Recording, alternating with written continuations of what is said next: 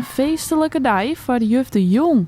Gertine zit 40 jaar in het onderwijs en was daarom de hele dag terug verrast. In een oldtimer waar ze naar school bracht, deed elke niet een kleer stier in een erehagen. Ik denk wel dat ze dat heel leuk vond, want ze keek wel heel blij bij. Dus ik denk wel dat ze het heel leuk vond. Ze zegt wel heel stralend uit. Dus, ik denk dat ze het wel heel leuk vond. Overweldigend. En ik werd ook wel een beetje verlegen van. Dan denk ik van, oh, dit gaat over mij. Ja, dat vond ik heel leuk. Dus voor ze helpt kinderen als iemand een probleem heeft. Ze had bij haar kamertje en ze had zijn brievenbus stelde. Ze wist ergens maar een keer zijn briefvrienden van en zo.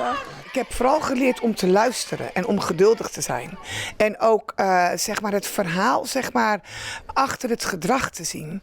En dat kinderen je een haarscherpe spiegel voor kunnen houden, ook van je zwakke punten. De Jong wie Joontje niet toen ze begon als juf en werkt het nu zo'n 20 jaar op CNS Waterswaard. Nou, alsof ik als de dag van gisteren begonnen ben. Het is zo snel gegaan. Kleuters was eigenlijk altijd wel mijn favoriet, omdat het van die mini-mensjes zijn zonder maskers. Maar ik vind groep 4 ook heel erg leuk, omdat ze dan net wat zelfstandiger zijn, maar ze zijn nog wel enthousiast over dingen.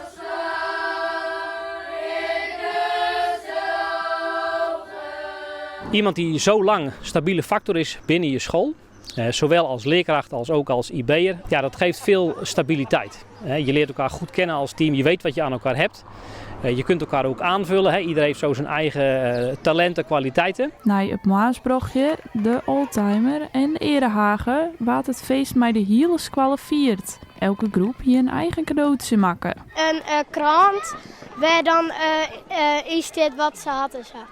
Mochten wij op een papier een wens schrijven.